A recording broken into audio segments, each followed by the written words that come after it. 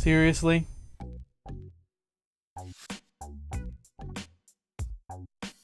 Hey folks, welcome to BOBERT'S take on the top trending film things on Twitter, where I look at movies or movie-related news that's getting the most tweets on the interwebs, and then I offer my own quick takes on them. Let's start with the one that generated the most chatter this past week.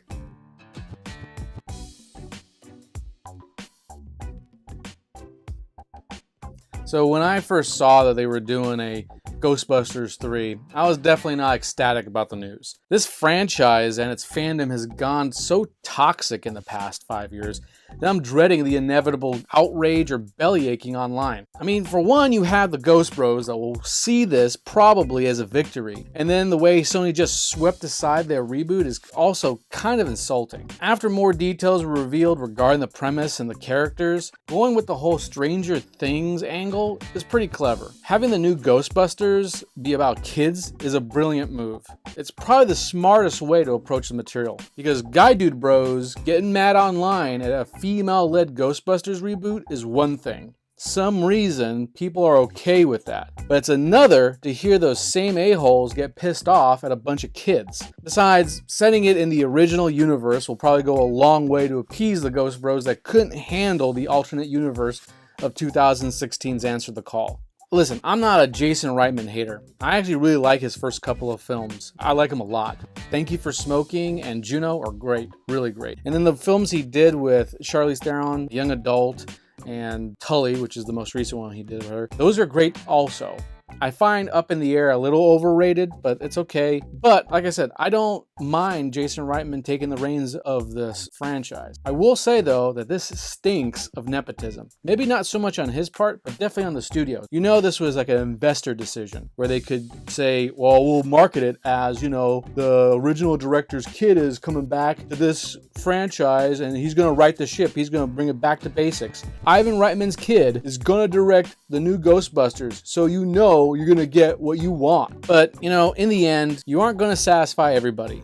But this approach might be the only way to mitigate the inevitable fallout.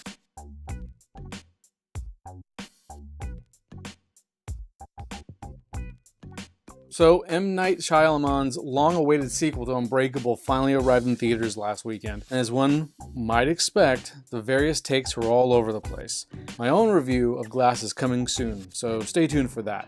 What's funny is that what people are talking about the most on Twitter in regard to Glass is the realization that the actress that plays Sam Jackson's mother in the flick is actually 5 years younger than him. Charlene Woodard played Mr. Glass's mom in the first 2000 flick, so they brought her back for this one. Most of her scenes in Unbreakable were of when Elijah Price was a baby or just a young boy, only making a brief appearance at the end with Elijah as an adult in far more subtle aged-up makeup. This explains the strange choice to cover up in kinda bad old lady makeup for her Glass scenes, which just took me out of the movie every time. I don't know.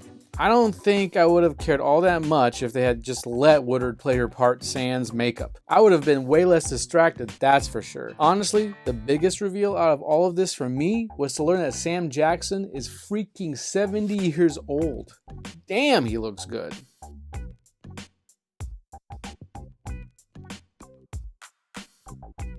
Well, it just took them 16 years, 4 different directors, and 3 false starts, but the third Bad Boys is finally on its way to the big screen. Shit just got real.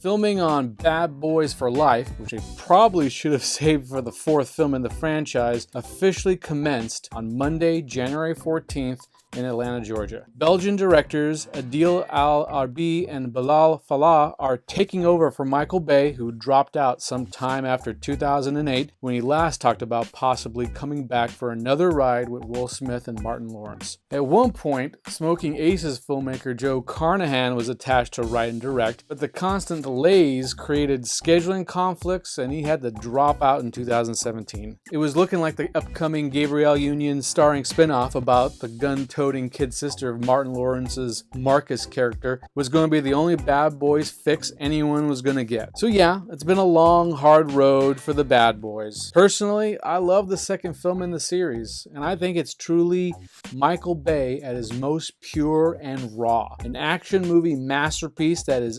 unapologetically self-indulgent and mean-spirited. So I guess what I'm saying is, no Bay, no Bad Boys for me. Sorry guys, but that first teaser you put out eventually better knock my socks off, or else no sale.